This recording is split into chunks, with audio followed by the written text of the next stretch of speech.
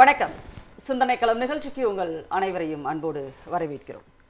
100 நாள் வேலை திட்டத்தினுடைய பெயரை மாற்றி அதை 125 நாளாக ஒன்றிய பாஜக அரசு அறிவித்திருப்பது என்பது அந்த திட்டத்தையே இல்லாமல் செய்வதற்கான முயற்சி என்று எதிர்க்கட்சிகள் கடுமையாக குற்றச்சாட்டுகளை முன்வைத்து வருகின்றன.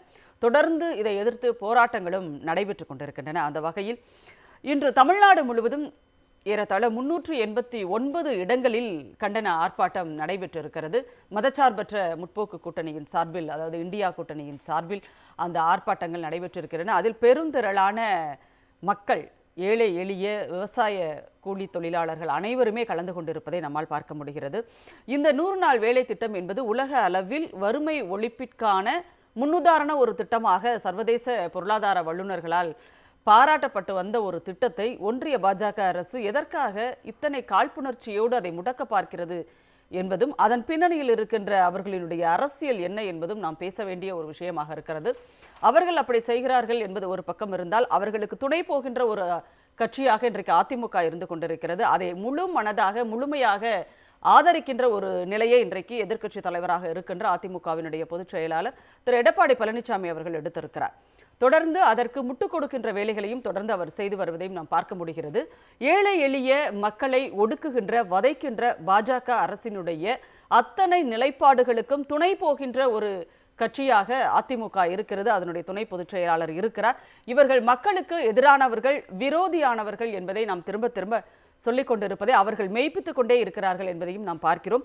இந்த நிகழ்ச்சியில் நாம் பேசலாம். அந்த 100 நாள் வேலை திட்டத்தினுடைய போக்கு இனி எப்படி இருக்கும், அதை 125 நாட்களாக்கி இனிமேல் அது ஒரு நாள் கூட வேலை கிடைக்குமா என்ற ஒரு நிலைக்கு இந்த அரசு, ஒன்றிய பாஜக அரசு கொண்டு போக போகிறதா, அல்லது அதை செயல்படுத்துவதற்கான ஒரு திட்டங்களோ அல்லது அதற்கான முனைப்புகளோ அவர்களிடத்தில் காணப்படுகிறதா என்றெல்லாம் நாம் பேசலாம்.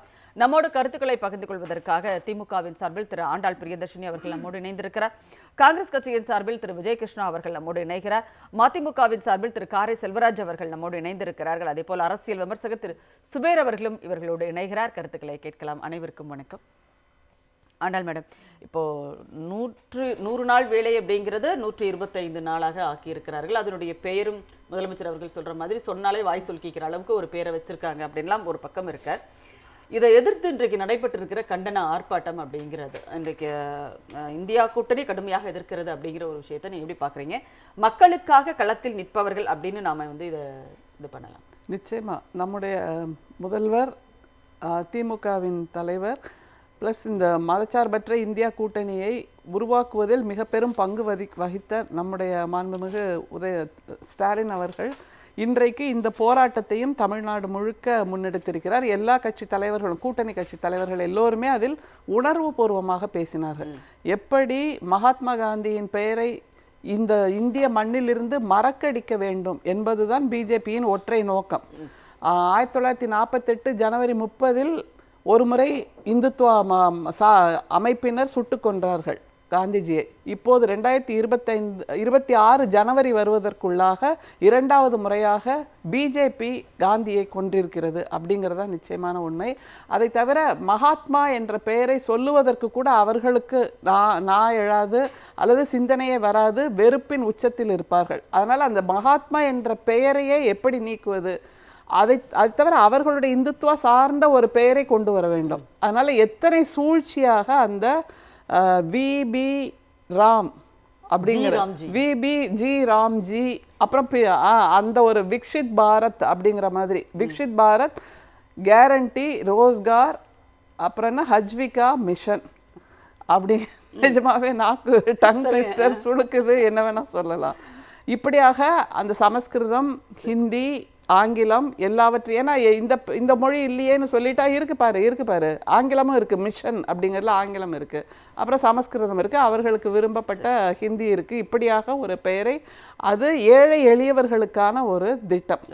அந்த கிராமத்தில் இருக்கக்கூடிய கல்வி அறிவு அதிகம் இல்லாத, உடல் உழைப்பை நம்பக்கூடிய அந்த தொழிலாளர்களுக்கான ஒரு திட்டம்.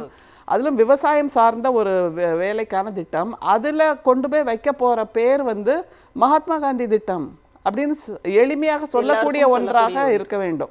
அது இல்லாமல் இப்போ படித்தவர்களே கூட அதை திருப்பி சொல்கிறதுக்கு முடியாதுங்கிற முறையில் ஒரு பெயரை வச்சுருக்காங்க. இது இரண்டாவது முறையாக காந்திஜி சுடப்பட்டிருக்கிறார் பிஜேபியார். அதையும் நம்முடைய பிரதமர் செய்திருக்கிறார். இதுல இவங்களோட அவசரம் எதுல தெரியுது தெரியுமா?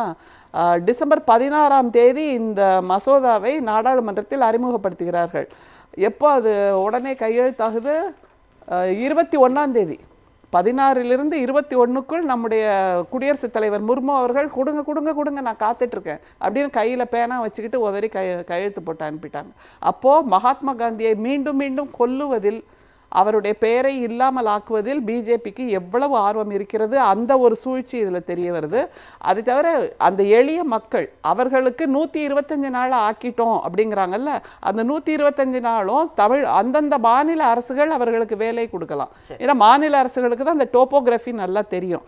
அப்படி இல்லாமல் டெல்லியிலிருந்து தான் அந்த கணக்கீடு செய்யப்படும், டெல்லியிலிருந்து தான் எல்லாமே மெயின் ஆப்ரேட் பண்ணப்படும். அப்படின்னா எப்படி தெரியும்? டெல்லியில் இருக்கவங்களுக்கு தமிழ்நாட்டோட சூழ்நிலை, தட்பவெட்பம், இங்கே இருக்கக்கூடிய பூகோளம் இதெல்லாம் தெரியுமா? இங்கே என்ன மாதிரி வேலை வாய்ப்புகள் வேண்டும் அப்படிங்கிறது தெரியுமா? இங்கே உள்ள கிராமங்கள் தெரியுமா? அது எதுவுமே தெரியாதவர்களாகத்தான் அவர்கள் இருக்கிறார்கள். அது தவிர இந்த பெயரில் இருக்கக்கூடிய இன்னொரு சூழ்ச்சி என்னன்னா, ஹிந்துத்துவா பெயராக இருக்கக்கூடிய அந்த ராம் தான் நம்ம மனசில் நிற்கும் எல்லாருக்குமே. இந்தியாவில் இருக்கக்கூடிய இத்தனை கோடி மக்களும் திரும்ப திரும்ப ராம் ராம் என்று சொல்ல வைக்கின்ற ஒரு சூழ்ச்சியை பிரதமர் செய்திருக்கிறார். செல்வராஜ் சார், நீங்க குறுக்கிட்டு பேசும்போது முடிச்சிருங்க சொல்லுமா. அதான் மகாத்மா காந்தி பெயர் எடுத்த உடனே குரல் கொடுத்தவர்கள் இந்த திட்டத்தால் பாதிக்கப்படுகிற 88,47,000 தொழிலாளர்கள் தமிழ்நாட்டில் அவர்களுக்கு ஏற்படுகிற பாதிப்பை பற்றி எதிர்கட்சி எடப்பாடி அவர்களுக்கு புரியாமல் போனதை எனக்கு புரியல. ஏன் நம்ம இவ்வளவு பெரிய போராட்டத்தை இதற்கு முன்னெடுக்கணும்? இதனால் ஏற்பட போகிற விளைவுகள் என்ன நடந்திருக்கு, என்ன நடக்க போகுதுன்னு நம்ம யோசிக்கிறோம். ஏன்னா 88 லட்சம் பேர் பயன்பெறுகிற திட்டம் இந்த திட்டம். தமிழ்நாடு அரசாங்கம் 336 ரூபாய் கொடுக்குது ஒரு நாளைக்கு. இந்த திட்டத்தில் நீங்க ரொம்ப குறிப்பா இந்தியாவிலேயே 77 லட்சம் பேர் பெண்கள் பயன்பெறுறது, அதுதான் ரொம்ப முக்கியம் இங்கே. அப்போ இந்த மொத்தம் 88 லட்சம் பேரில் 28.5% வந்து SC ST தாழ்த்தப்பட்ட மலைவாழ் மக்கள் பயன்பெறுகிற திட்டம். இப்போது வேலை உரிமை இருந்தது, சமூக பாதுகாப்பு இருந்தது, உங்களுக்கு பொருளாதார வளர்ச்சி இருந்தது. இந்த திட்டத்தின் மூலமாக ஒரு 100 நாள் கொடுத்தா, நம்ம திமுக தேர்தல் அறிக்கையில் நம்ம கூட்டணி கட்சியில் 150 நாள்லேருந்து நமக்கு அது உயர்த்தணும்னு நம்ம அவங்கள்ட்ட கேட்டுக்கிட்டு இருக்கோம். 90% ஒன்றிய அரசு கொடுத்தது, 10% நம்ம பணத்தை போட்டோம். இப்போ அது 60% தான், நீங்கள் 40% போடுங்கிற ஒரு மிகப்பெரிய ஒரு பொருளாதார சிக்கலை கொண்டு வந்திருக்கிறது. ஒட்டுமொத்தமாக இது தமிழ்நாட்டை மனதில் வைத்து மட்டுமே இல்லை. இதில் இங்கே எனக்கு ஒரு கேள்வி என்னன்னா, இப்போ 100 நாள் வேலை திட்டத்தை அவர்கள் வந்து 125 நாளாக அதிகரிக்கும் போது நீங்கள் ஒரு கேள்வி கேட்குறீங்க. அது வந்து அந்த 125 நாள் அப்படிங்கிறதுல ஒரு நாள் கூட அவங்களால வந்து உத்தரவாதமாக கொடுக்க முடியாது, இது இல்லாமல் ஆக்குறாங்கன்னு சொல்லிட்டு. ஆனால் நீங்கள் வந்து உங்கள் கூட்டணி சார்பாக 100 நாளை 150 நாளாக ஆக்கணும்னு சொல்லிட்டு ஒரு வாக்குறுதி, தேர்தல் வாக்குறுதியாக நீங்கள் வந்து நம்ம 100 நாள் திட்டம் சிறப்பாக நடந்து கொண்டு இருக்கிறது தமிழ்நாட்டில். நம்ம கிட்டத்தட்ட 4034 கோடி ஒன்றிய அரசு கொடுக்கணும். அது கேட்டு பெறுவது, அதில் இருக்கிற பிரச்சனைகள் என்பது வேறு. ஆனால் செயல்பாட்டிற்கு 100 நாட்கள் நம்ம வந்து சிறப்பாக தமிழ்நாடு செயலாற்றி இருக்கிறது. நீங்க அதிகமாக இதில் பயன்பெற்றது வந்து எடப்பாடியோட கடைசி ஆண்டு ஆட்சியில் 23,500 கோடி ரூபாய் பணம் வாங்கியிருக்காரு ஒன்றிய அரசாங்கத்திலிருந்து. இந்த திட்டம் தான் அவர்களை காப்பாற்றியதே. அதிமுக எடப்பாடியை காப்பாற்றியதே இந்த திட்டம் தான். ஆனால் இந்த திட்டத்தினுடைய அடிப்படை நோக்கமே தெரியாமல் எடப்பாடி வந்து பாரதிய ஜனதாவுக்கு வெஞ்சாமரை பீசுவதும், பியூஷ் கோயல் வந்து தன்னை கட்டிப்பிடிச்சு முத்தம் கொடுப்பதும், சால்வை போடுறது, பொக்கே கொடுக்குறது, என்ன ஆட்டங்க நேற்றைக்கு. இப்ப அதே திட்டம் திமுகவை காப்பாற்றக்கூடாது அப்படின்னு அவர் ஒரு எதிர்க்கட்சியாக நினைக்கிறாருல்ல. உண்மை அதுதான். ஏன்னா இப்போ வந்து நீங்க ஒரு எதிர்க்கட்சி தலைவர் அப்படிதானே சார் நினைப்பாரு. இல்ல, நீங்க குறிப்பா பாத்தீங்கன்னா இன்றைக்கு வந்து வறுமை கோட்டுக்கு கீழ் இருக்கிற மக்களுடைய சதவிகிதம் இந்தியாவிலே தமிழ்நாடு தான் கம்மி. இந்த 4.5 ஆண்டு கால ஆட்சியில் 1.41% தான் இங்க. இது கண்ணை உறுத்துது அவங்களுக்கு. இப்படிப்பட்ட ஒரு பொருளாதார வளர்ச்சியை, வறுமை கோட்டிற்கு கீழ் இருக்கிற மக்களுடைய சதவீதத்தை குறைத்து கொண்டே போவது எதனால நம்ம கணக்கு போடுறான் பாஜக. ஆனா அவ்வளவு கணக்கு போட்டுட்டு தமிழகத்துக்கு எதிரான ஒரு திட்டத்தை கொண்டு வந்து மறுநாளே தமிழ்நாட்டிற்கு வந்து நின்று எதிர்க்கட்சி தலைவரோடு கட்டிப்பிடித்து முத்தம் கொடுக்க முடியும் என்கிற சூழ்நிலைக்கு அவர்களுடைய அரசியல் பலத்தை கொடுத்தது யார்? எடப்பாடி தானே. எடப்பாடி என்ன சொல்லுது? திட்டம் சமூக நல திட்டம் அப்படின்னு பாஜக சொல்லுது. நம்ம சொல்லுது மகாத்மா காந்தி உரிமை. இந்த வேலை வாய்ப்பு என்பது எனக்கான உரிமை என்கிற அடிப்படையில் இந்த 100 நாள் வேலை திட்டம். உரிமைக்கும் நலத்திட்டத்துக்குமான வேறுபாடு இருக்கிறது. நலத்திட்டம் ஒரு அரசு நினைத்தால் நடத்தலாம், நிறுத்தணும் நினைச்சா நிறுத்திடும். 100லேருந்து 125 நாள் கொடுக்கறதுல இவங்க என்ன குழப்பம் பண்றாங்கன்னு நான் சொல்லிடுறேன். இந்த திட்டத்தில் விவசாயத்தில் இருக்கிற உச்சகட்ட இருக்கிற நாட்கள்ல அதுக்கு தான் பயன்படுத்தணுமா? இல்லை இந்த பேரிடர் காலங்களில் பயன்படுத்தணும். ரெண்டாவது, நீங்கள் புதிதாக ஒரு இப்போ நம்ம என்ன பண்ணிட்டு இருக்கோம், கிராமப்புற சாலைகள், குடிநீர் வழங்கல் என்று கிராமப்புறங்களுடைய மேம்பாட்டிற்காக நம்ம இவங்களை பயன்படுத்திக்கிட்டு இருக்கோம். கலைஞர் கனவு இல்லம் 1,76,000 இல்லங்கள் இந்த 2 வருஷத்துல நம்ம கட்டியிருக்கிறோம்னா அதற்கு பெரும் பங்கு வகித்தது இந்த 100 நாட்கள் இருக்கிற தொழிலாளர்கள். கண்டிப்பா கிராம பகுதிகளில் வந்து அந்த கால்வாய் தூர்வாருது, எல்லா வேலையும் பண்றாங்க. இப்ப என்ன பண்ணிட்டாங்க, பாதுகாக்கப்பட்டிருக்கு. குறிப்பிட்ட வேலைக்கு தான் போனோம். நீ மற்ற வேலை நீங்க கொடுக்கறதா இருந்தால் நீங்க ப்ராஜெக்ட் ரிப்போர்ட் சப்மிட் பண்ணி அவங்க ஒப்புதல் கொடுத்தா மட்டும்தான் நீங்க கொடுக்க முடியும். அப்ப 100 நாள் 125 நாள் வேலை நிச்சயமாக கிடைக்காது, குறைந்து போகும். இன்னொரு என்ன ஒரு திட்டத்தை கொண்டு வர்றான், ஒருவேளை அந்த வேலை வாய்ப்பு கொடுக்காத காலங்கள்ல அன்எம்ப்ளாய்மெண்ட் அலவன்ஸ் சொல்றாங்க பாத்தீங்களா, அன்எம்ப்ளாய்மெண்ட் அலவன்ஸ் ஒரு 50% வருமானம் மட்டும், அதை மட்டும் நாங்க கொடுப்போங்கிறோம். அப்போ இந்த 100 நாள் 125 நாள் என்று அறிவித்திருப்பது என்பது கவர்ச்சிகரமாக தெரிகிற பொழுது இவர்கள் உள்ளே போட்டிருக்கிற அந்த திட்டங்கள் என்பது திட்டத்தை முடக்குவதற்கான நோக்கம். வேலை நாட்களை குறைத்து 88,000 கோடி ஒதுக்கி இருக்கான் இந்த 2025-26க்கு. இது எவ்வளவு ஒதுக்கி இருந்தது, எல்லாம் குறைச்சிருக்கிறோம். அப்போ ஒட்டுமொத்தமாக இந்த திட்டத்தை முடக்குவதற்காக வந்து நிறைய வந்து இக்கு வச்சிருக்காங்க. நீங்க செயல்பட முடியாது. மாநில அரசாங்கம் நீங்கள் ஒரு இத்தனை தொழிலாளர்களை பயன்படுத்தி கொண்டிருந்த தமிழ்நாடு இந்த 4.5 ஆண்டுகால ஆட்சியிலே மீண்டும் இந்த தொழிலாளர்களுக்கெல்லாம் வேலை கொடுக்கக்கூடிய உத்தரவாதத்தை கொடுக்கக்கூடிய அந்த சூழலை உருவாக்கி இருக்காங்க இந்த தேர்தல் நேரத்தில். இந்த தேர்தல் நேரத்தில் இதை உருவாக்கிட்டு வந்து எடப்பாடி கூட இவர்கள் வந்து நிக்கிறத பார்க்கையில மனசு கொதிக்குது. கண்டிப்பாக நீங்க சொன்ன மாதிரி தமிழ்நாடு தான் வந்து இந்த திட்டத்தை மிகச் சிறப்பாக இந்தியாவிலேயே செயல்படுத்தி வருகிறது. ஆனால் தேர்தல் நேரத்தில் அப்படிங்கிறது நம்ம கவனிக்கல வச்சுக்க வேண்டியிருக்கு. விஜயகிருஷ்ணன் சார், உங்களுடைய பார்வை, அதாவது தேர்தல் நேரத்தில் தமிழ்நாட்டில் மிகச் சிறப்பாக செயல்பட்டு கொண்டிருக்கின்ற ஒரு திட்டத்திற்கு இடைஞ்சல் செய்கிறது ஒன்றிய பாஜக அரசு, அதை உணராமல் இருக்கிறது அதிமுக அப்படிங்கிற விஷயத்தை நீங்க எப்படி பாக்குறீங்க? இல்ல, அதாவது முதல்வர் அவர்கள் நேற்றே சொல்லிட்டாரு, அதிமுக அவங்களுக்கே முடிவுரை எழுதிக்கிறாங்க. அதாவது இந்த 100 நாள் வேலை திட்டம் வந்து எப்பேற்பட்ட திட்டம்னா, அது ஒரு ஷார்ட் டிஸ்கிரிப்ஷன் மாதிரி சொல்லிடுறேன்.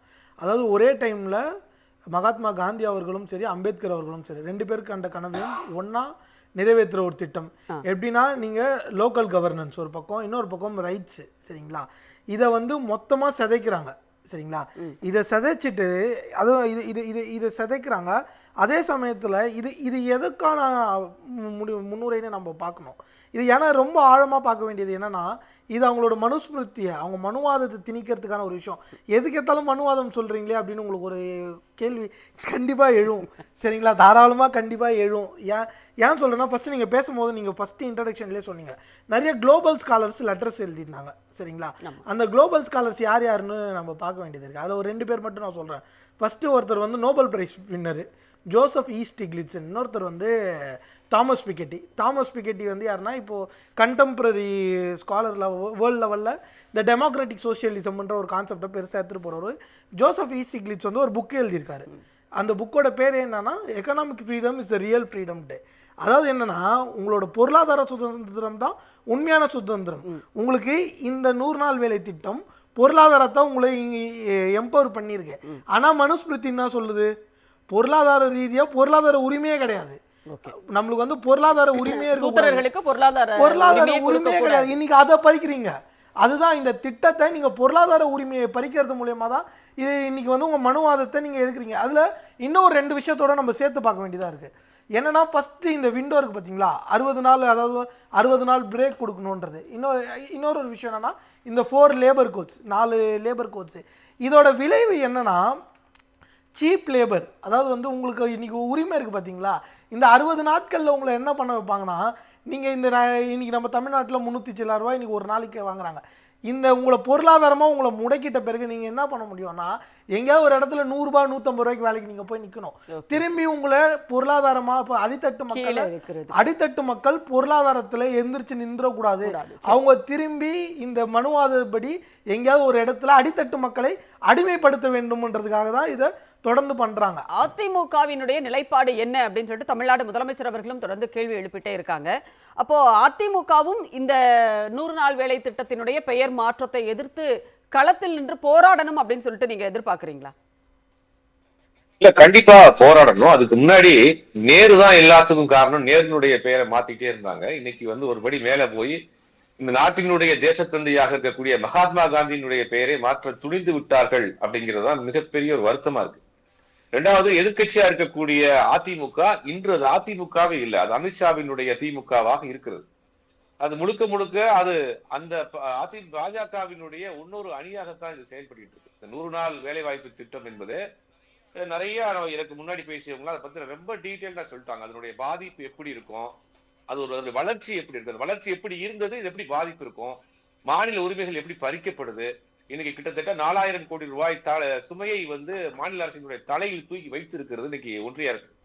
அப்போ பாஜக ஆளாத மாநிலங்களுக்கு ஒரு பார்வையும் பாஜக ஆளக்கூடிய மாநிலங்களுக்கு ஒரு பார்வையை இவர்கள் வைத்துக் கொண்டு தொடர்ந்து செஞ்சிருக்காங்க. இதையும் மீறி ஒரு மாநில அரசு தன்னுடைய வருவாயை வைத்துக் கொண்டு மக்கள் நல திட்டங்களையும் செய்யணும், அதை தாண்டி இந்த அரசாங்கத்தையும் நடத்தி கொண்டு போகிற ஒரு இக்கட்டான நிலைமைக்கு அவர்கள் தள்ளப்படுறாங்க. அந்த வேலையை தான் தொடர்ந்து செஞ்சுட்டு இருக்காங்க. அண்ணாவின் பேரை தன் கட்சியில் வைத்துக் கொண்டு எந்த மாநில உரிமையை தன் உயிர் மூச்சாக கொண்டிருந்த அண்ணாவின் பெயரை தன் கட்சியில் வைத்துக் கொண்டிருக்கிறவர்கள் இன்னைக்கு மாநில உரிமைகள் ஒன்றொன்றா பறிபோய் கொண்டிருக்கிறதை வேடிக்கை மட்டும் பார்க்கல, அதற்கு வரவேற்பு கொடுக்கிறார்கள் அப்படிங்கறதுதான் உண்மையிலேயே வருத்தமான விஷயமா இருக்கு. இது அதிமுகவை பத்தி நம்ம விமர்சனம் பண்றது, அதிமுக முழுவதுமாக மாறி நிக்கிறது அங்க அப்படிங்கறதான் பார்க்கணும். இன்னைக்கு நடந்த இந்த ஆர்ப்பாட்டத்தை நம்ம உண்மையிலேயே பாராட்ட வேண்டிய ஒரு விஷயமா இருக்கு. திமுக எடுத்த இந்த முயற்சிக்கு இந்தியா கூட்டணி இருக்கக்கூடிய அத்தனை கட்சிகளும் ஒன்றிணைந்து கைகோர்த்து இன்று தமிழ்நாடு முழுவதும் மிகப்பெரிய ஒரு வெற்றி ஆர்ப்பாட்டத்தை நடத்தி இருக்கிறார்கள். வரக்கூடிய தேர்தலுக்கு இது ஒரு முன்னோட்டமாக நான் பாக்குறேன். சமீப காலமா இந்த கூட்டணியில விரிசல் இருக்கு, இந்த கூட்டணி நிலைக்காது, அந்த கட்சி வெளியே போகுது, இந்த கட்சி வெளியே போகுதுன்னு பல ஜோசியங்கள் ஜாதகங்கள் கட்சியங்கள் சொல்லிக் கொண்டிருந்தவர்களுக்கு மூஞ்சியில் இன்று கரியை பூசி இருக்கிறது தமிழ்நாட்டில் திமுக தலைமையிலான மதச்சார்பற்ற கூட்டணி இன்று நடத்திய இந்த கூட்டம். அதை நம்ம முழுசா பார்க்கணும். அது தமிழ்நாட்டினுடைய முதலமைச்சர் இந்த விஷயத்தை மிக சிறப்பா எடுத்துட்டு போயிருக்கிறாரு. மக்கள் மத்தியில் கொண்டு போய் சேர்க்கணும். ஒன்றிய அரசு இது இன்னைக்கு இருக்கக்கூடிய இந்த 2K கிட்ஸ் ஜென்சி கிட்ஸுக்கு இது என்ன அப்படிங்கறதெல்லாம் ஒன்றும் தெரியாது. இதனுடைய பாதிப்பு என்னங்கிறத கொண்டு போய் சேர்க்கணும். இது கிராமப்புறத்தில் இருக்கக்கூடிய விவசாயத்தை நம்பி வாழக்கூடிய தொழிலாளர்களுக்கு, வேலை இல்லாத நாட்களுக்கு அந்த விவசாய தொழிலை அவர்கள் விட்டுவிடக் கூடாது என்பதற்காக உருவாக்கப்பட்ட ஒரு திட்டம். இந்த நாட்டினுடைய முதுகெலும்பே விவசாயம் தான். அதை உடைக்கக்கூடிய வேலையை இன்று ஒன்றிய அரசு செய்யுது. நீங்க வெளிநோட்டமா பாக்குறப்ப பாத்தீங்கன்னா 125 நாள் நாங்க இதை அதிகப்படுத்தி இருக்கிறோம் அப்படின்னு சொன்னாலும் கூட உள்ளுக்குள்ள ஏகப்பட்ட சிக்கல்களை உருவாக்கி இருக்காங்க. இவங்க பண்ற எல்லா திட்டமுமே மேலோட்டமாக கவர்ச்சிகரமான திட்டமா தான் இருக்கும். ஆனா உள்ள போய் பாக்குறப்பதான் அது மிகப்பெரிய ஒரு ஆபத்தான ஒரு விஷயத்தை செஞ்சு வச்சிருப்பாங்க. இப்ப இந்தியாவினுடைய அடிநாதமா இருக்கக்கூடிய விவசாயத்தை சிதைக்கக்கூடிய வேலையை, அவங்களுக்கு ஒரு படி வேலை இல்லைன்னா விவசாய தொழிலை விட்டுருவாங்க, விவசாயத்தை நம்பி இருக்கக்கூடிய விவசாய தொழிலாளர்கள் வேறு பக்கம் போயிருவாங்க. இப்ப விவசாயத்தை அழிக்கக்கூடிய வேலையை செய்கிறார்களோ அப்படிங்கறதா மிகப்பெரிய ஒரு வேதனையா இருக்கு.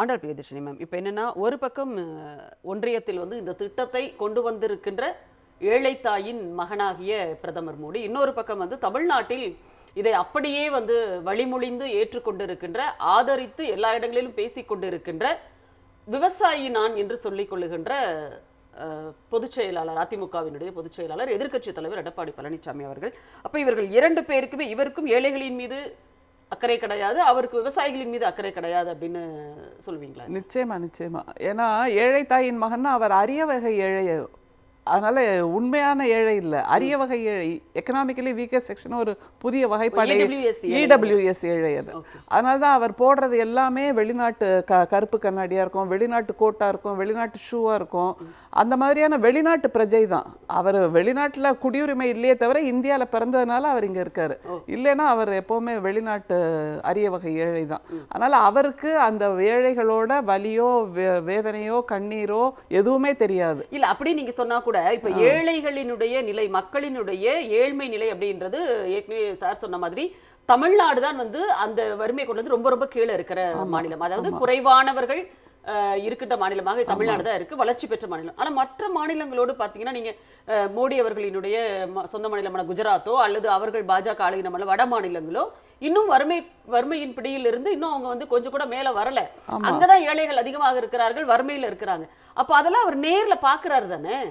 அவருக்கு அதை பற்றி கவலை கிடையாதுமா. நேரில் பார்த்தாலும் கூட அவர்களுக்கான நிதி உதவியை அவர் அள்ளி அள்ளி கொடுத்துருவார். நம்ம தான் எப்படியும் கொடுப்போம்ல, ஜிஎஸ்டி வரி நம்ம தான் மிக அதிகமாக கொடுக்கிறோம், நம்மள்டேருந்து எப்படியும் வந்துரும்னு அவருக்கு தெரியும். அதனால் அங்கேருந்து தூக்கி உத்தரப்பிரதேசத்துக்கோ குஜராத்துக்கோ கொடுக்கறதுல ஊராம் வீட்டு நெய் பொண்டாட்டி கை கொடுக்கறதுல என்ன வலி அவங்களுக்கு, அதனால் கொடுத்துருவாரு. சரி, அவரை விடுங்க. அடுத்தது இங்கே உள்ள அதிமுகவின் எதிர்க்கட்சி தலைவர் இருக்காருல்ல, விவசாயியின் மகன், பச்சை துண்டை போடுபவர்கள் எல்லாம் அவரே விவசாயி தான். அவரே விவசாயின்னு சொல்றாரு. அது அம்மையார் ஒரு காலத்துல திராட்சை தோட்டம் வச்சிருந்தாங்க தெரியுமா, ஹைதராபாத்ல.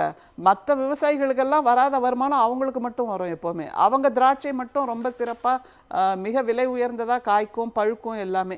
சீச்சி இந்த பழம் புளிக்கும்னு நிறையெல்லாம் ஓடி போயிடும். ஆனா இந்த அம்மா மட்டும் தொடர்ந்து திராட்சை விவசாயம் வருமானம் அதிகமா வரும். அப்படியெல்லாம் சாதனை பெண்மணி.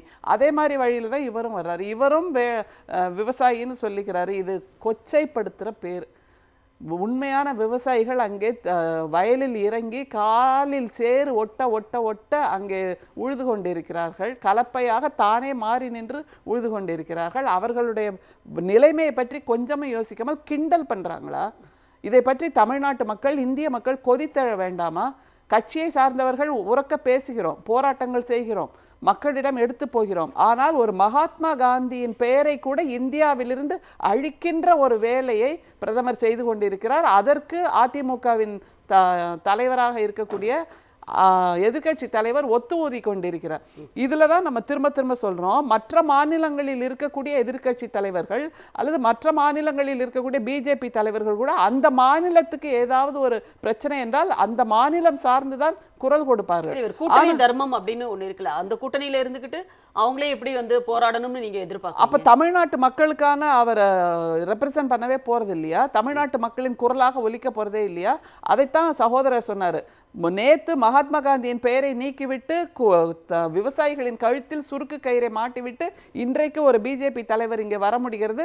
அவரை எதிர்க்கட்சி தலைவரை கட்டிப்பிடித்து பொன்னாடை கொடுத்து பூக்கோந்து கொடுக்க முடிகிறது என்றால் எவ்வளவு தூரம் இவர்கள் தமிழ்நாட்டை பற்றி சிந்தனை இல்லாமல் மறத்து போயிருக்கிறார்கள். அவர்கள் அத்தனை பேருக்கும் கண்ணுக்கு தெரிவது தேர்தல் மட்டும்தான், அந்த கூட்டணி மட்டும்தான், அங்கே இருக்கக்கூடிய அந்த தேர்தலில் நாங்கள் வெற்றி பெற வேண்டும் என்ற ஒற்றை சிந்தனை தான். அதற்காக இவர்கள் தமிழ்நாட்டு மக்கள், கிராமப்புறத்தில் இருக்கக்கூடிய எளியவர்கள் இவர்களையெல்லாம் காவு வாங்கி கொண்டிருக்கிறார்கள்.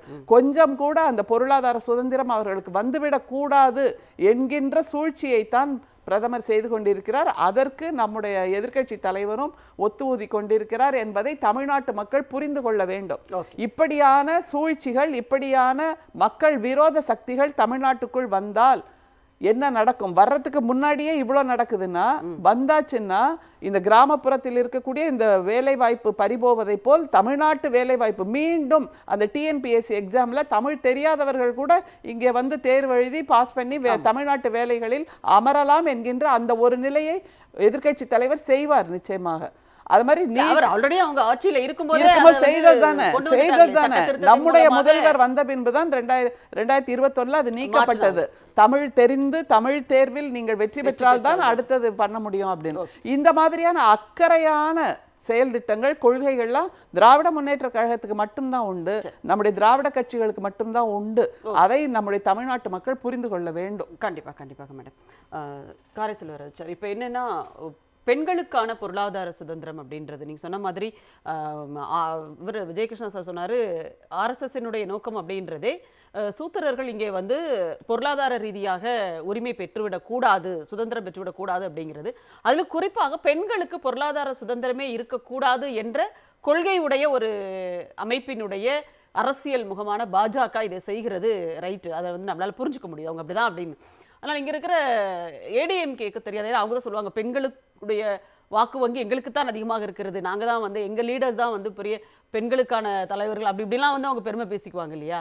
ஆனால் இன்றைக்கு அந்த பெண்களுக்கான பொருளாதார சுதந்திரத்தை இந்த திட்டத்தை வந்து இப்படி மாற்றுவதன் மூலமாக பறிக்கிறது அப்படிங்கிறத எப்படி அவங்க ஏற்றுக்க முடியும்? இல்லை, ஒரு காலத்தில் அதிமுக ஆர்ப்பாட்ட அரசியலை செய்து கொண்டிருந்த அதிமுக இன்றைக்கு கட்சியை அடிமை சாசனம் பாஜகவுக்கு எழுதி கொடுத்து விட்டு அடிமைகளாகி போனதனால் ஏற்படுகிற விளைவு. இதனால் என்னெல்லாம் விளைவுகள் ஏற்படுது, பெண்கள் சுதந்திரம் பாதிக்கப்படுகிறது, பெண்களுடைய பொருளாதார நிலைமை 77 லட்சம் பெண்கள் நான் குறிப்பிட்டு சொன்னேன். பெரிய எவ்வளோ பெருசுங்க அது. அவருடைய வாழ்வாதாரம் பறிக்கப்படுகிறது. சமூக நீதியை இதில் கொண்டு வந்து பூத்துறோம். நம்ம இதில் கொண்டு வந்து சமூக நீதியை காட்டுறோம். அந்த மக்கள், ஏழை எளிய மக்களுடைய பாதிக்கப்படுகிறது எல்லாம் பற்றிலாம் அவருக்கு கவலை இல்லை. ஆனால் எப்படியாவது ஆட்சிக்கு வரணும், பாஜகவிற்கு துண்டு விரிக்கணும், சிவப்பு கம்பளம் வரவேற்கணும். வளர்ச்சி பெறுகிற மாநிலமாக வளர்ந்து வருகிற தமிழ்நாட்டினுடைய இமேஜ் நம்ம இப்படியே விட்டுட்டோம்னா அதுக்கப்புறம் வந்து தளபதி மு.க. ஸ்டாலின் அவர்களே கண்ட்ரோல் பண்ணவே முடியாது. 2.0ங்கிறது 3.0வையும் தாண்டி போகும். அதனால எந்த வகையிலாவது நீங்கள் தமிழ்நாடு அரசாங்கத்தை முடக்க வேண்டும் என்று நினைப்பதற்காக போட்டு எனக்கு நேரடியாக எடப்பாடி அவர்களிடம் ஒரு கேள்வி. இவர் புதிதாக கொண்டு வந்திருக்கிற இந்த திட்டம் ஜி பில், இந்த பில் திட்டத்தால் மாநில உரிமை பறிக்கப்படுகிறதா இல்லையா? சுதந்திரமாக நீங்கள் இங்கே வேலை கொடுத்து கொண்டிருந்த மக்களுக்கு கட்டுப்பாடுகளை விதித்திருப்பதை ஏற்றுக்கொள்கிறீர்களா? 60% தான் கொடுப்போம், 40% உங்க பணத்தை போட்டு தான் நீங்க செய்யணும்னு சொல்கிற ஒரு கொடுமையை பாஜக செய்திருப்பதை நீங்கள் ஏற்றுக்கொள்கிறீர்களா? ஏற்கனவே வரி வருவாய் இப்போ ஜிஎஸ்டி வரி வருவாய் இந்தியாவிலேயே அதிகம் கொடுக்கிற மாநிலம் தமிழ்நாடு. 24 கோடி மக்கள் இருக்கிற உத்தரப்பிரதேசத்தை விட 7.74 கோடி இருக்கிற தமிழ்நாடு கொடுப்பது அதிகம். ஆனால் நமக்கு கிடைப்பது குறைவு. ஆனால் 1,34,00,000 கோடி ரூபாய் உத்தரப்பிரதேசத்துக்கு கொடுக்குறான் அரசாங்கம் இந்த டெவல்யூஷன் ஃபார்முலாவில். அதை இழந்து நிற்கிறோம். கல்வி உரிமை இழந்திருக்கு. அதை பற்றிலாம் நீங்க பேசல. கல்வி உரிமை இழந்ததை கூட கேட்கக்கூடிய இடத்தில் எடப்பாடி இல்லைன்னா நீங்க யாருக்காக அரசியல் பண்றீங்க? பாரதிய ஜனதா கட்சியை விடுங்க. மதச்சார்பற்ற கலவரம் பண்ணிருந்து மத கலவரம் பண்ணணும். அதன் மூலமாக ஆட்சியை பிடித்து வந்தவர்கள் தமிழ்நாட்டிலே திருப்பரங்குன்றம் துவங்கி அதை கொண்டு திருப்பரங்குன்றம் சொத்தே எங்க சொத்துங்கிறான். அதுக்கு வந்துட்டாங்க. இது வரும்னு தெரிஞ்சுதான் நம்ம அதை தடை பண்ணோம். நீங்க எவ்வளவு ஒரு முன்ஜாக்கிரதையாக தமிழ்நாடு முதலமைச்சர் இந்த வேலையை பண்ணிருக்காங்கிறதுக்கு சாதாரணமா உள்ளவர்களுக்கு புரியாது. எடப்பாடிக்கெல்லாம் இது புரியவே புரியாது. ஆனால் அதை நிறுத்துகிற பொழுது இவர்கள் எதை நோக்கி வருகிறார்கள் என்று தமிழ்நாடுக்கு தெரியும், இந்த திராவிட மாடல் ஆட்சிக்கு தெரியும் என்பதை ஒண்ணுதான் அதை நிறுத்தணும். ரெண்டாவது, மூன்றாவது, நீங்க எந்த வேலை கொடுத்தாலும் அவங்கள்ட்ட ஒப்புதல் வாங்கணும். இதை ஏற்றுக்கொள்கிறீர்களா? நீங்க மகாத்மா காந்தியை விடுங்க, ஏற்றுக்கொள்கிறீர்களா? மூன்றாவது வந்து விவசாயத்திற்கு மட்டும்தான் இவர்களை பயன்படுத்தணும் அப்படின்னு சொல்றீங்க. பீகாரில் இருக்கிற விவசாய முறையும் தமிழ்நாட்டில் விவசாய முறையும் ஒருமைப்படுத்துவதை நீங்கள் ஏற்றுக்கொள்கிறீர்களா? உத்தரப்பிரதேசத்தினுடைய விவசாய அடிப்படை கட்டமைப்பு வேறு, பஞ்சாபில் கட்டமைப்பு வேறு, தமிழகத்தில் கட்டமைப்பு வேறு. உங்க 4-5 ஆண்டு கால ஆட்சியில் வருஷத்துக்கு 22 லட்சம் டன்னு தான் கொள்முதல் பண்ண. இந்த ஆட்சியில வருஷத்துக்கு 42.5 லட்சம் டன் கொள்முதல் பண்ணியிருக்கோம். இந்த 5 ஆண்டுகளில் விவசாய வளர்ச்சி 5.5%. அதிமுக ஆட்சியில் 1.36% தான். வெட்கப்பட வேண்டும். பாசன பரப்பு, விளைநில பரப்பு 12 லட்சம் ஏக்கரை கூட்டியிருக்கோம். அப்போ விவசாய முறைகளில் மாற்றம். விவசாயத்துக்கு கூலி வேலைக்கு ஆள் கிடைக்கலங்கிறதுக்காக நம்ம நிக்கல, ஊடுபயிர் போறோம். விவசாயத்திற்கு கண்டிப்பா அந்த வேலையே வேறுபடுது இல்லையா?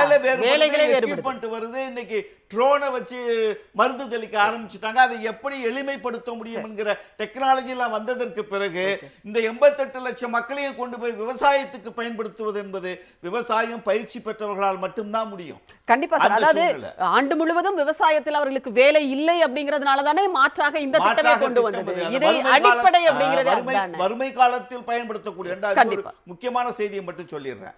பாஜக இதற்கு கொடுத்திருக்கிற 3 முக்கியமான விளக்கங்களை எடப்பாடி ஏற்றுக்கொள்கிறார்கள் என்பதை கலைஞர் தொலைக்காட்சி மூலமாக நான் கேட்கிறேன். ஊழல் ஒழிப்புக்காகத்தான் இந்த திட்டத்தில் மாற்றம். 2வது லீக்கேஜ் கண்ட்ரோல், பணம் அங்கே எங்கே லீக் ஆகி போகுதுங்கிறதுக்கு. 3வது டிஜிட்டல் டிரான்ஸ்பரன்சி, வருபவர்கள் போபவர்கள் எத்தனை பேர் வர்றான், அத்தனை தொழிலாளி வர்றான் போறாங்கிறதெல்லாம் தெரிகிற இந்த 3 திட்டத்தின் அடிப்படையில் இவ்வளவு பெரிய 100 நாள் எளிய மக்கள் பயன்படக்கூடிய திட்டத்தை தடுத்து நிறுத்துவதற்கு பாஜக முனைவதை நீங்கள் ஏற்றுக்கொள்கிறீர்களா? இல்லை உங்களுக்கு புரியலை?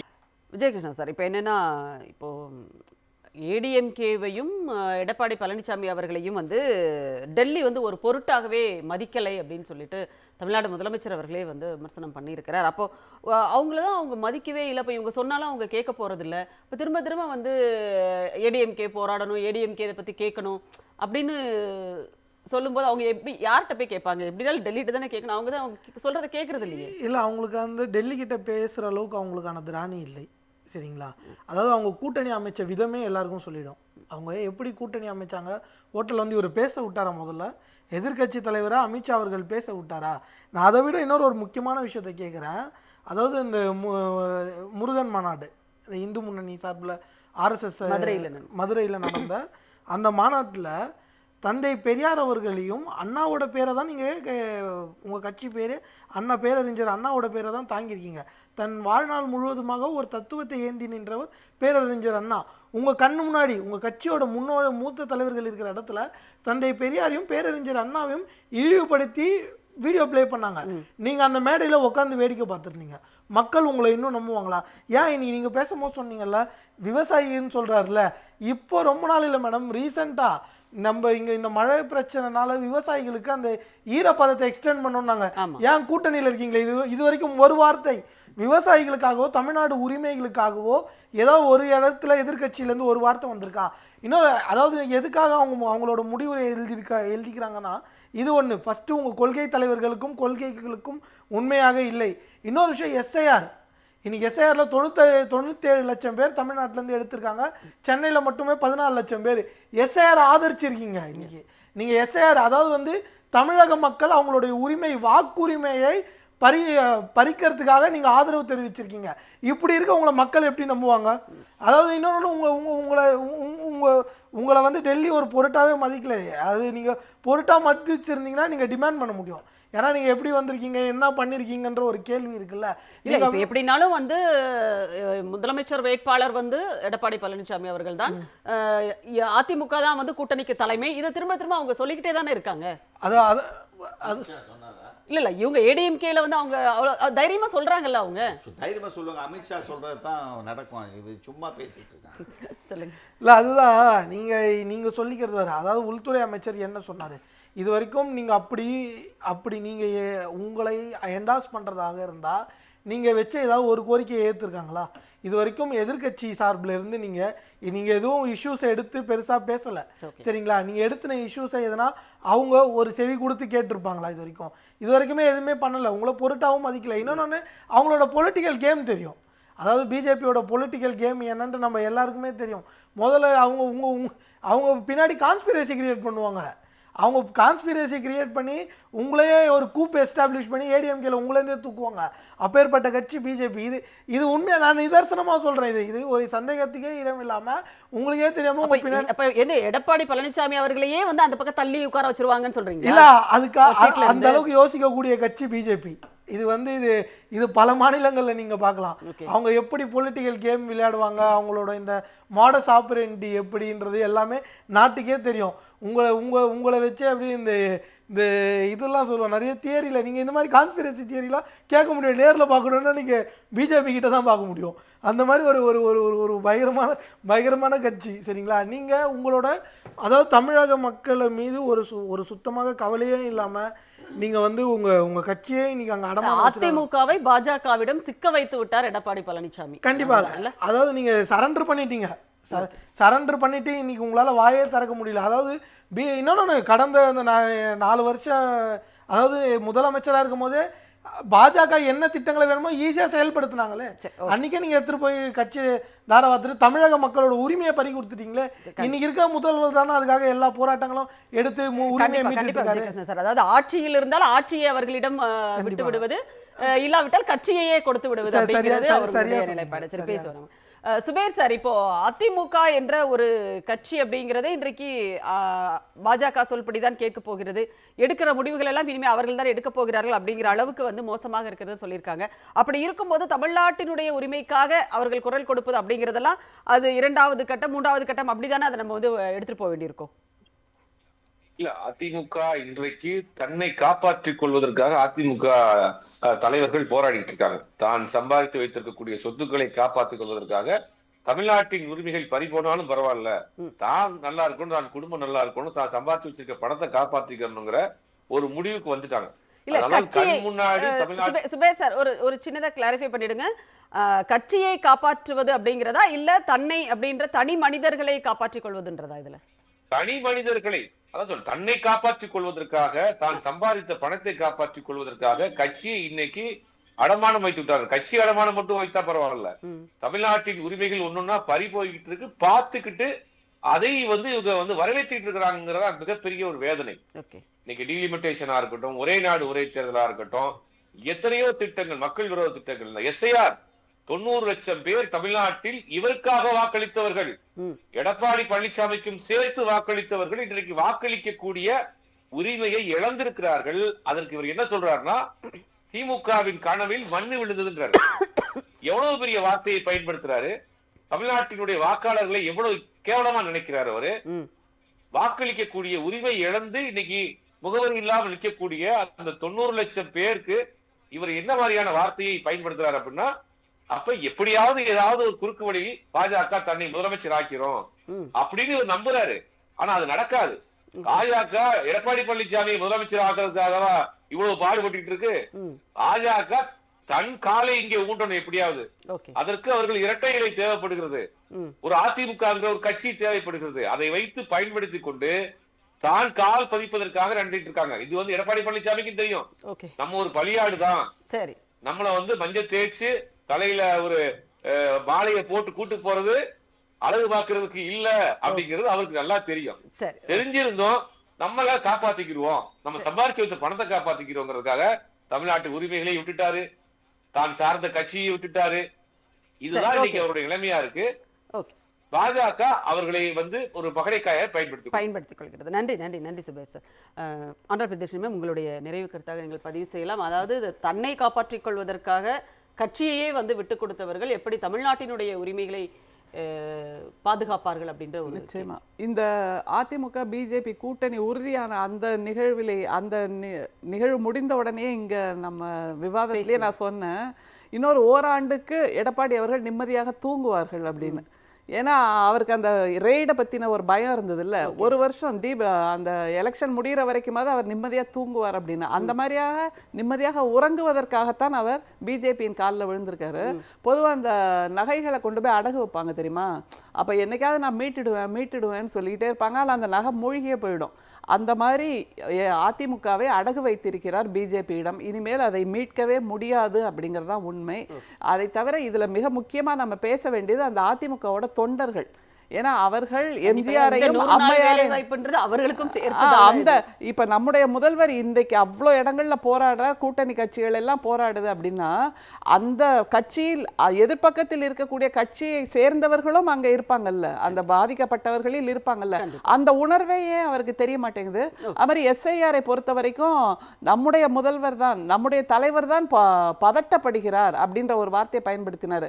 ஏன் சென்னையில கொளத்தூர் தொகுதியில இத்தனை லட்சம் மக்கள் வாக்குரிமையை இழந்திருக்கிறார்கள்னா உங்களுக்கு வாக்களித்தவர்களும் அங்க இருப்பாங்கல்ல. துணை முதலமைச்சர் தொகுதியில இவருக்கு வாக்களித்தவர்களும் இருப்பாங்களா? அப்ப அவங்கள பத்தி அக்கறையே படலையா? திமுக ஏன் பதட்டப்படுகிறது என்றால் மக்களுடைய ஜனநாயக உரிமை பறிபோகிறது. அதுதான் நம்மளுடைய அடையாளம், நம்முடைய சுதந்திரத்தின் அடையாளம். அதை மக்களுக்கு மீட்டெடுத்து கொடுக்க வேண்டும் என்கின்ற பதட்டம் தானே தவிர வேற எந்த பதட்டமும் இல்லை. அது தவிர இன்னும் ஒண்ணு, தந்தை பெரியாருடைய நினைவு நாள் இன்றைக்கு. தந்தை பெரியாரை தத்துவமாக வைத்திருக்கக்கூடிய அதிமுக அல்லது இன்றைக்கு கிறிஸ்மஸ், நாளைக்கு விடிந்தால் கிறிஸ்மஸ், நம்முடைய முதல்வர் எவ்வளோ சிறப்பாக அந்த கிறிஸ்மஸ் விழாக்களிலும் பங்கேற்றார். இப்போ பார்த்தோம் லைவில் நாகூர் ஹனீஃபா அவர்களுடைய 100ஆண்டு விழா. இப்படியாக ஒரு மதச்சார்பற்ற நிலைமை, எல்லா மத நல்லிணக்கம் என்பது தமிழ்நாட்டில் இருக்கிறது. ஆனால் பிஜேபியை சார்ந்தவர்கள் நேற்று மோகன் பகவத் சொல்லியிருக்காரு, சூரியன் கிழக்கில் உதிப்பதற்கு அரசியல் சாசனத்தின் உரிமை வேண்டுமா, அது மாதிரி இந்தியா இந்து தேசம்தான், இந்து ராஷ்டிரா தான் என்று சொல்லியிருக்கிறார்.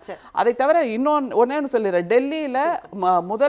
டெல்லி முதல்வர் ரேகா குப்தா அவர்கள் அந்த AQIன்னு சொல்றோம்ல, ஏர் குவாலிட்டி இண்டெக்ஸ், அதை எப்படி கட்டுப்படுத்துவதுன்னே தெரியாம நேற்று கடைசியா ஒரு வேலை பண்ணிட்டாங்க. என்னன்னா பூபேஸ்வர் பாபா அப்படிங்கிற பாபாவுக்கு பூஜை பண்ணியிருக்காங்க. இந்த காற்று மாசை சரி பண்ண வேண்டும்னு. இப்படியாக ஒரு முட்டாள்தனத்தின் உச்சக்கட்டமாக இருக்கக்கூடிய ஒரு ஆட்சியை டெல்லி தலைநகரில் செய்து கொண்டிருக்கிறார்கள் பிஜேபிக்காரர்கள். இந்த மாதிரியான கொடுமைகள் தமிழ்நாட்டில் வேண்டுமா? அந்த ஒண்ணு சொல்லிடுறேன். இன்னைக்கு நடந்த ஒரு மிகப்பெரிய சாதனை, நம்முடைய தமிழ்நாட்டில் இருக்கக்கூடிய விஞ்ஞானிகள் எல்லோருமாக சேர்ந்து அமெரிக்காவின் ப்ளூ பேர்ட் என்கின்ற அந்த சேட்டலைட்டை லான்ச் பண்ணியிருக்காங்க ஸ்ரீஹரிகோட்டால இருந்து. இவர்கள் எல்லோரும் தமிழ்நாட்டு விஞ்ஞானிகள். பிஜேபியில நம்முடைய பிரதமர் பிரதமர் சொல்வார்ல, எல்லாம் நேரு செய்த தவறு, நேரு செய்த தவறு, நேரு நேருவின் செய்த கனவு தவறுதான் இஸ்ரோ. இஸ்ரோ. அதனால இப்படியாக ஒரு விஞ்ஞானத்தில் கல்வியில் உயர்ந்த தமிழ்நாடாக இருக்கிறது. ஆனால் மூட நம்பிக்கை இந்துத்துவ கொள்கை கொண்டவர்கள் தமிழ்நாட்டுக்கு வர வேண்டுமா? அதுதான் ஒரே கேள்வி. ரொம்ப சுருக்கமா ஊரக ஏழை மக்களுக்கு வாழ்வாதாரத்தை வழங்கிய, கிராமங்களில் இருக்கிற பெண்களுக்கான ஒரு பொருளாதார சுதந்திரத்தை வழங்கிய, கிட்டத்தட்ட ஒரு 28.5% ஏழை தாழ்த்தப்பட்ட மலைவாழ் மக்களுக்கான நிகழ்ச்சியை வழங்கிய, இங்க இருக்கிற கிராமப்புற வளர்ச்சி, சாலை பாதுகாப்பு, குளம், பாசன வசதி போன்ற அடிப்படை வசதிகளை தமிழ்நாட்டில் உருவாக்குவதற்காக பயன்பட்ட இந்த திட்டம் இன்றைக்கு ஒன்றிய அரசாங்கத்தினால் முடக்கப்படுகிறது. இதை எடப்பாடி அவர்கள் புரிந்து கொண்டு, தேர்தல் கூட்டணி என்பது வேறு, 88 லட்சம் மக்கள் பாதிக்கப்படுகிற இந்த திட்டத்தை உணர்வு பூர்வமாக, உணர்ச்சி பூர்வமாக படித்து தெரிந்து அறிந்து நாளை முதலாவது உங்களுடைய எதிர்ப்பை செய்து உங்கள் மூலமாவது பாரதிய ஜனதா கட்சி இந்த திட்டத்தை நிறைவேற்றினால் உங்களுக்கு பாராட்டுக்களை நாங்கள் தெரிவிப்போம். கண்டிப்பா சார், அதனால ரொம்ப கடினமான ஒரு டாஸ்க் கொடுத்துருக்கீங்க. பாப்போம். ஒரு நன்றி. 3 பேரும் உங்களுடைய கருத்துக்களை எங்களோடு பகிர்ந்து கொண்டமைக்கு அனைவருக்கும் நன்றி. சிந்தனை களம் நிகழ்ச்சி துறை நிறைவடைகிறது. மீண்டும் ஒரு நிகழ்ச்சியில் சந்திப்போம். அதுவரை நன்றி, வணக்கம்.